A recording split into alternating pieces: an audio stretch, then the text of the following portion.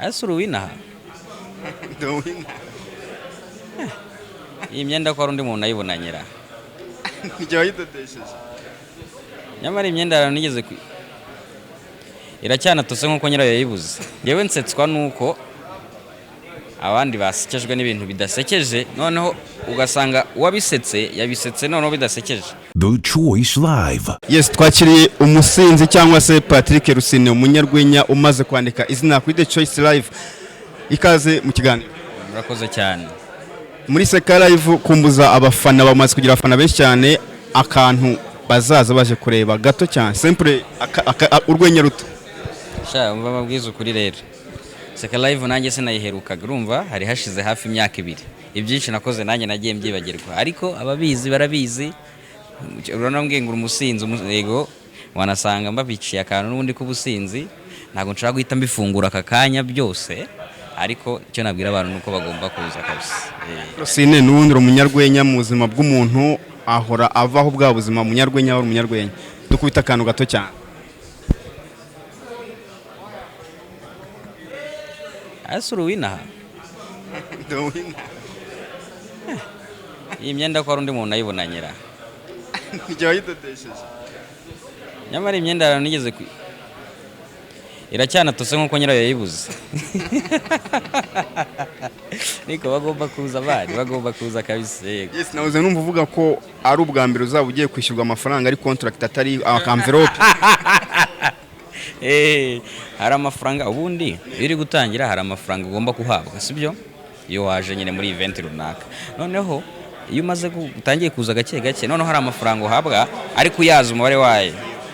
Buriye abaye make ariko ubuyazi unayapangira. Ngewe nzayafata mitanishyuramo abantu kuko naranayariye. Nicyo kibi cyo kumenya amafaranga uzahembwa. Uyarya mbere man. Kucyo ari imbere. Kuko nari nzi umubare wayo nyine. Iyo utazi umubare wayo wanga kugira ngo uguze kubera ko ntago ubuze bazaguha. Ufite ikibazo cyo kuzayarenza. Amafaranga ya mbere wafashe mu ntoki ukwangana kose muri kariye y'urwenya nanga ni uyibuka. Yari bibiri by'itiki. Wari ugiye mu cyo gitaramo?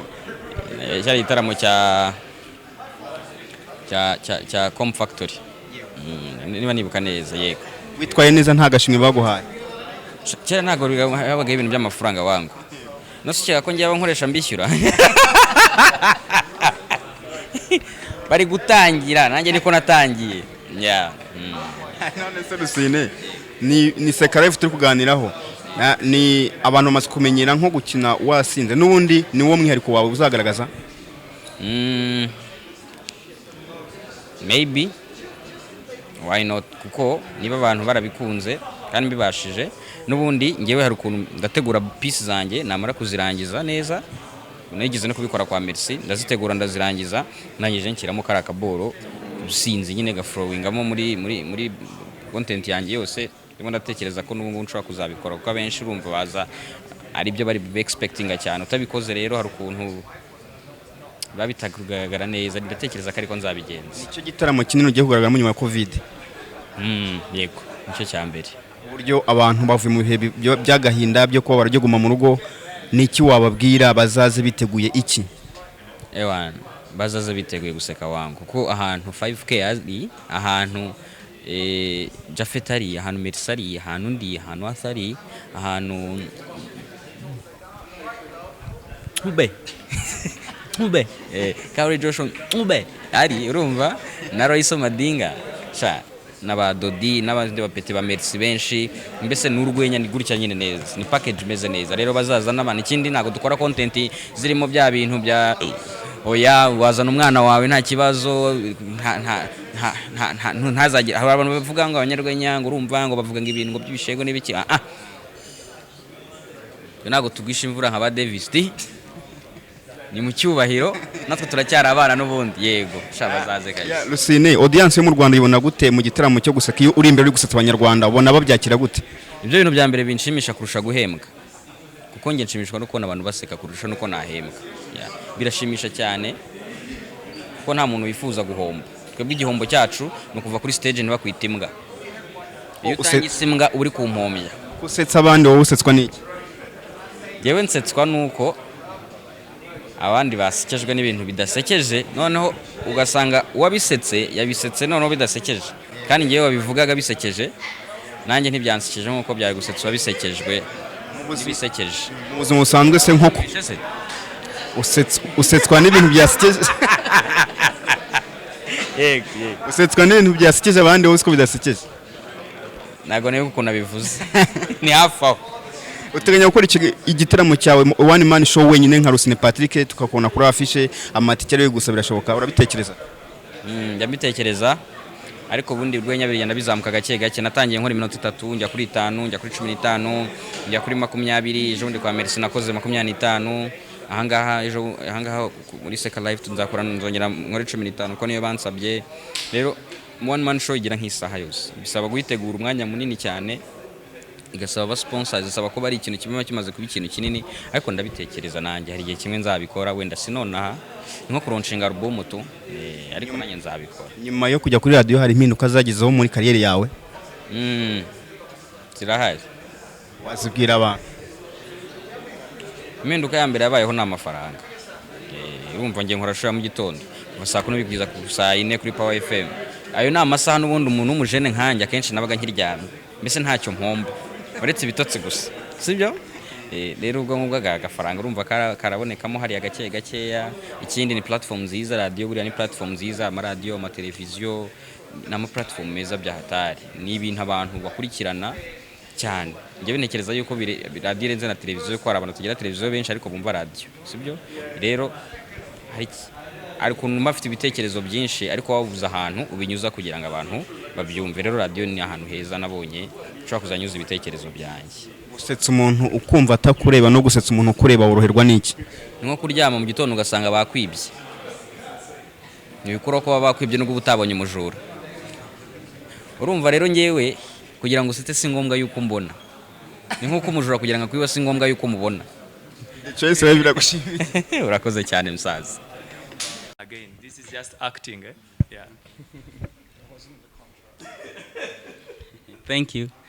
So since you guys have used the English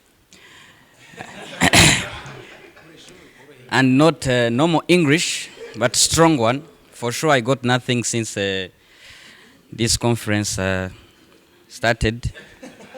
So that's why I'm going to use Kinyarwanda and make sure it's very complicated too, so my friends will got nothing.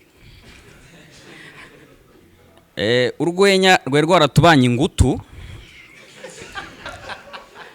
cyane cyane nko kunsanganyamatsiko twabaga dufite nta kwishyira kwizana kwabaga guhari ariko ntibyatubujije komeza kuba impirimbanyi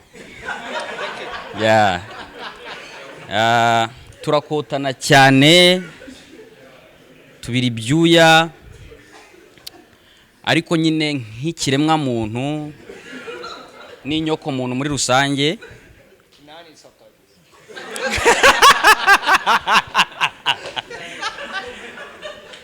yego ngiye ndishimye cyane kuba nongeye gukora Merci ejo bundi yanumiye muri show yiwe ya Generation Z hayashize hafi imyaka 2 nta performinga nari nafite ubwoba ko ntari buze kubibasha ariko nyine kwa Merci haba ari abantu 40 bicaye baje kureba show kandi ari nawe ari performing umara guperforming ukicara nukuvuga ngo ahantu tuba twicaye ni muri backstage turi kureba stage imbere yacu yego rero nongeye kwishima kuba nongeye gukorana na Arthur nyuma y'igihe kirekire nanamushimira cyane kuba yantekereje kuba yakongera kungarura iyi niyo show yanjye ya mbere ngiye gukoranamo nawe nishyuwe urumva na mbere narishyurwaga ariko yaravuga ngo arakanuka ka envelope yabirimo vene yabirimo tarani nabimenyaga ngeze mu rugo yego rero biranshimishije cyane kandi ndatekereza yuko nabagenzi banjye ariko bimeze ewana ku cyumweru muzabe muhari kabisa. So I've just turned 43, so I'm an oldish comedian. Mainly my parents. My father was a a woodwork and technical graphics teacher, and my mother a home economics teacher. My father, in his part-time, was a stand-up comedian. So in my life, I actually wanted to manage my father as a comedian, but I didn't get to manage my dad because he died shortly after I'd actually started doing comedy myself. However, my parents not wanting me to be an artist, they sent me to England to study nursing. So that's where the nursing came in. So I lived in England from about 1998, I guess, to 2002. And then came back to start out my graphic design and so on. So my mother being a home economics lecturer, what you remember about comedians is that our profession isn't comedy. We are something else. Comedy is how we express what we are. So we all come from different backgrounds. So it's not a case of balancing more than it is looking for material. So the more you do in life, the more material you have. So the more you travel, like I've been enjoying being here in Rwanda because you guys have been really nice. Like every time a visitor comes to the country, you guys are painting the roads for us. It was nice for you guys to clean up all the time. This is fantastic. The food has been amazing. The people are amazing. But it's those experiences that come into comedy. So it's not more about balancing, but it's about telling a story. It's also about finding, I think comedy has two aspects. We joke about how similar we are, and we also joke about how different we are. For example, in my language means to laugh. There's a lot of things that are very universal. Our stories are universal. How we grew up is universal. We love the same. We get dumped the same. Sometimes slay queens treat us the same. It's the same thing. Some of these things are very similar. So it's not a case of balancing more. It's just expressing. And this is the reason actually why comedians can collaborate very well. Because we don't talk about the bling. We don't talk about the cars. We talk about heartbreak. We talk about mental health. We talk about things that normally people cannot express. So we're there to actually help people deal with some very difficult issues. It's why it makes it easier for us to work with each other because we're highly dysfunctional.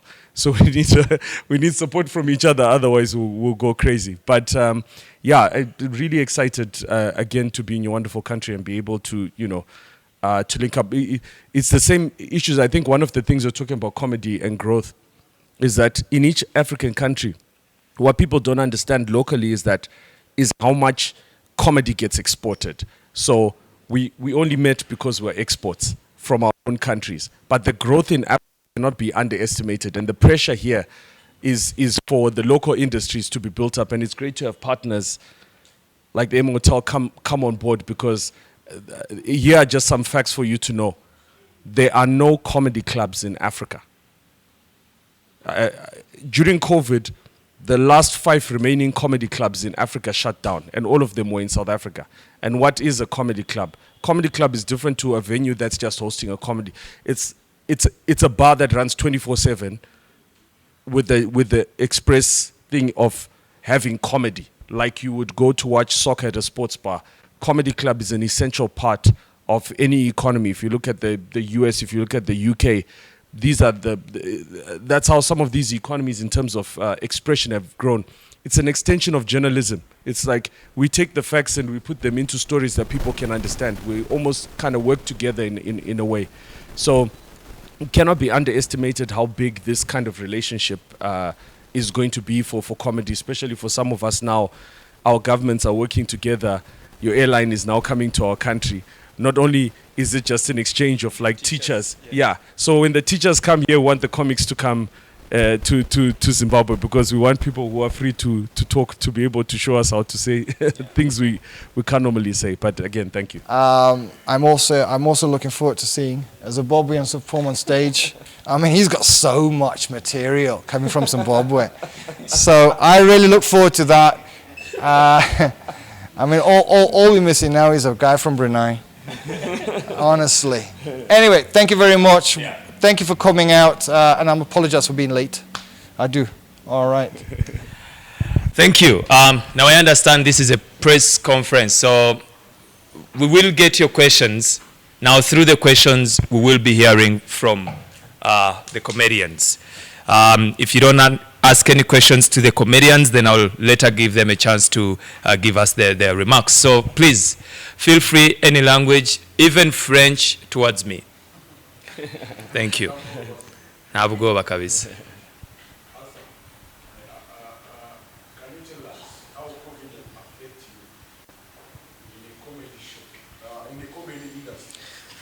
Yeah, I'm sure it's very, very much clear. 2 years, man. You know, the last show we did was on the 27th of Feb. The lineup was beautiful, but already there was a rumor about COVID. You know, we didn't get people, by the way. That time we got like, what, 100 people nice? Yeah, and we had a lineup of Kenny Black, we had Ndumbiso Lindi. I mean, that was a good lineup. But people feared to come. We got affected from that very, very month of Feb. Going on, we all tried to be creative. We even created a studio, shot some Seka Live shows that were going on TV. We also got a grant from Imbuto Foundation, which I thank, because part of the investment of that grant is actually investing in this show. If we didn't get that grant, maybe we wouldn't have survived. But what I can say, you know, COVID didn't only give us bad things. It also gave us good things. Time to think, time to digest, time to get inspired. Most of us hadn't taken a year off, and maybe COVID gave us that time. You know, so I don't want to praise COVID, but it kind of inspired more. You know, so I want to say that, yeah, we were affected, but we are back.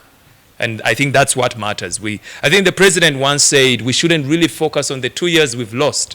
We should really focus on what we are doing now. So to me, now the show is back. I have a home that is giving me a venue for free. What else do I need? I just need comedians and your support, and the show is back on. So I think we are back. So COVID lost on that because you are still alive. Yeah. Yes. Yeah, you know. Yeah. I can answer it.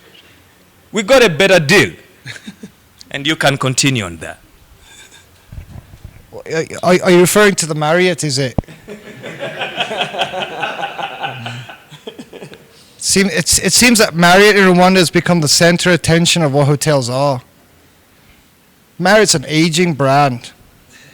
It's an aging brand run by old people that still make decisions about 25 years ago when they were on holiday. Look at my staff, they're laughing at me because they know. I worked for Marriott for 7 years, I know. You know how many warnings I got there for swearing? Because they didn't understand. They don't understand something, like most of us, we don't want to do it. Right? If we don't understand how we can make money. Let me tell you, the worst two investments, and go on Google, hotel, restaurant. And then you got Marriott saying, I want to make money off comedians. Well, how are you going to do that? Without actually giving them the opportunity and the platform to actually be center stage. But Marriott's loss is my gain. But I'm sure they'll do all right. I'm sure they'll continue to do all right. All right? But they're welcome to come join us here as well. I have no objections for them to coming around to see how to do a proper event.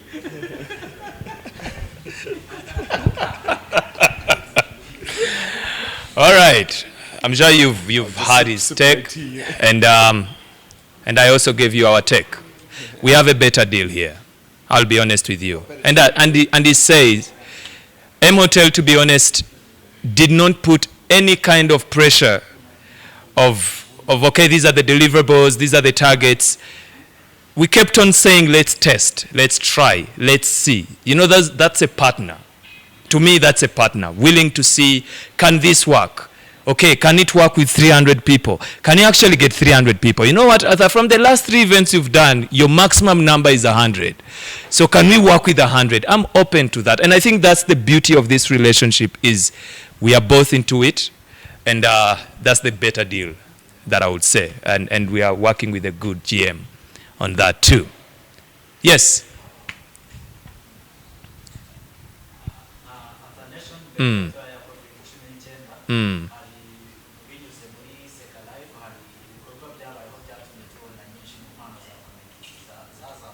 yego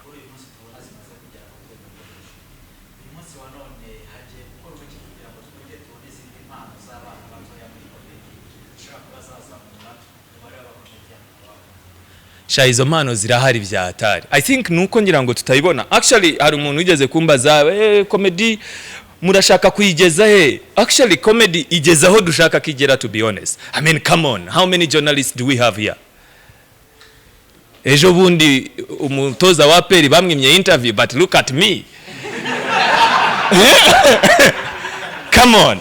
So I mean, the comedy industry is somewhere beautiful. So to me, it's where it's supposed to be. Now, growth. How long it takes, growth has no number. Every day is time to grow. If you look at the comedians, when you see here, these are platforms. These are not only comedians. This is a platform. Rusine has his own platform. He's now even on radio, by the way. He has a different character. And then Merci is a platform. Now you're not just talking to comedians. Right now you're talking to platforms. Isn't that enough growth? And another thing is, how many comedians are going to come back in their platform, in his platform? How many? So many. Because to me what I look at is inspiration. Inspiration adds artists. Once they see us here, they know it's possible. I think me, I'm investing in the it's possible part. The rest abakomediye bazizana. Iyo uberetse yuko bishoboka, ibindi birakorwa, I think. I hope I've answered your question. Now ushaka kuba umukomediye, it's possible. Yeah, for sure. Yes, sir. The Choice Live.